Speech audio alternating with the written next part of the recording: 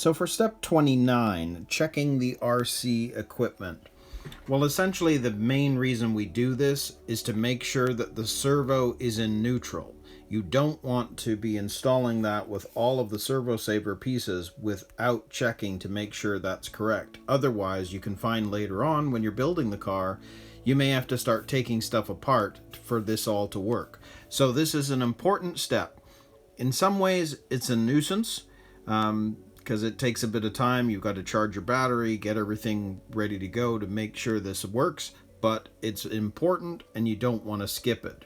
Now, depending on your servo, you need to come down here to refer to this because your servo is going to come with its own sort of servo saver and a screw. Well, depending on what the screw is that you take out, you'll see that, well, was it a tapping screw or a standard screw? Okay, it was a tapping screw. Was it a small one or a big one? Well, mine was thin, so it's going to be an MC2. But depending on your servo that you've chosen to put into the kit, it could be any one of these things depending on how this is. Now for me, because I'm using a Futaba servo, I'm going to grab the P4 piece for the Tamiya Futaba, which you can see here. That's this piece right here, actually. It's just turned over, but I mean it would look like that, and you can see it says Futaba Tamiya. So there's our servo saver pieces, and you can see here there's a ball connector and a screw, and they give you all those options because, again, depending on your servo, you're going to need to pick the right one. In my case, it's going to be an MC2. So I'm going to set all of this stuff up, and we'll check to make sure the servo is in neutral.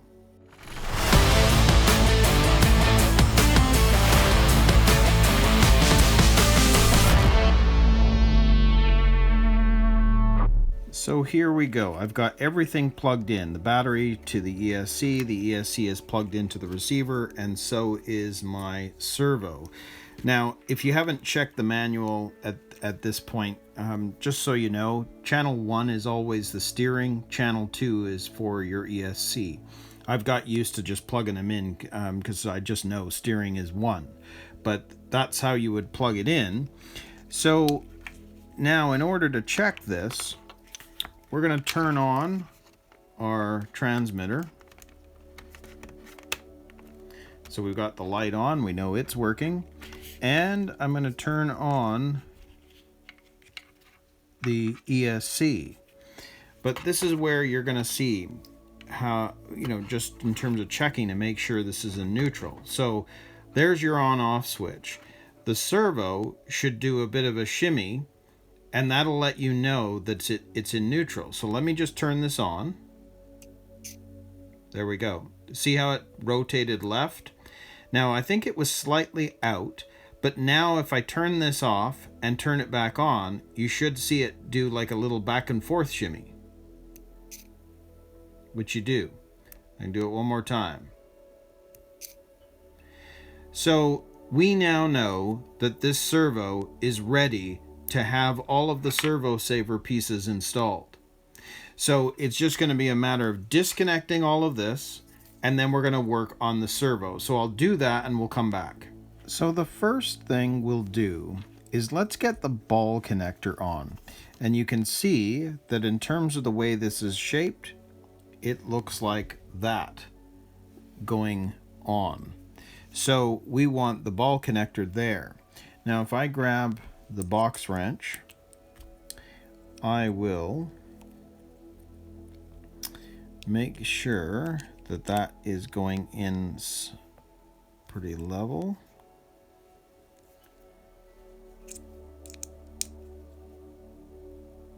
Yeah, almost. So let's turn that and let's get that in there.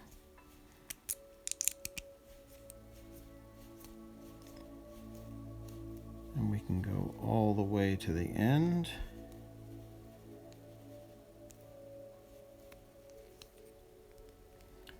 It's a fairly tight fit. Maybe we'll use this one here. No, that won't work. And the reason being is it's actually quite a tight fit even down there. So this, you can see here, it barely fits on without it kind of jamming up. But I've got it, so I'll just do one last little turn.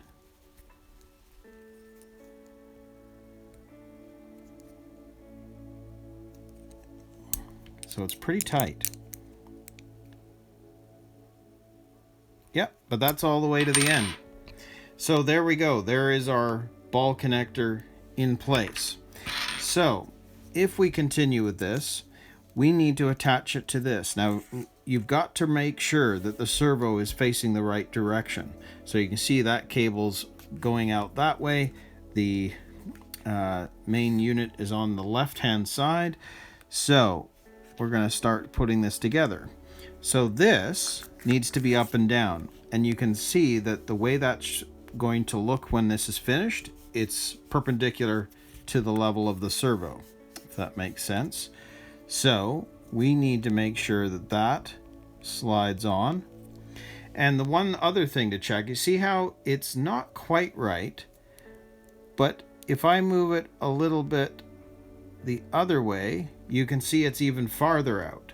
So if I move it over one more again, that's the closest I can get it. But that's okay, because we can use the trim tabs when this is finally built to actually do the fine tuning. So I'm okay with that. So you can see now it's going to be this P5 piece, which we're going to slide over that. You can see that it's going to squeeze over that piece that we just put on. Then this is going to sit in between that, just like that. And I'll just push my thumb, squeeze that on. So it's looking like that. And then we've got this little P1 piece, which is just basically going to sit right there. And then we have the screw, which is our MC2 that we're using to replace the servo that came with the kit, or came with the servo, I should say. And now we're going to screw this down.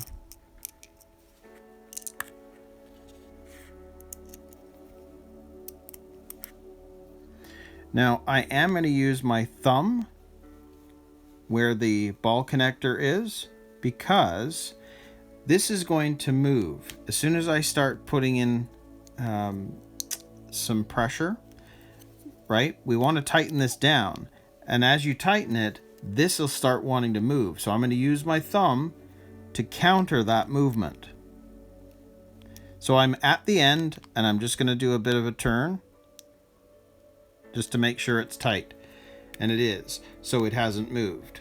So ultimately, that is what it looks like. And you can see that it's slightly off, but that's okay, because if we moved it one over, it was too far and too far the other way. So we'll use the trims to clean this up when we finish the build. So there is your servo saver. So step 29 is complete. So now we're going to move on to step 30 and attach the battery holders.